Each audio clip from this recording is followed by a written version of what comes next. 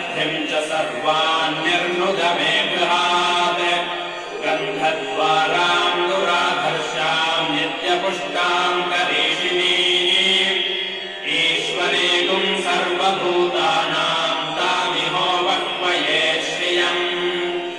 मनसः काममापूतिं वाचः सत्यमशीमहि पशूनां रूपमन्नस्य मयि श्रीश्रयतां यशः कर्दमेन प्रजा भूता मयि सम्भव कर्दमा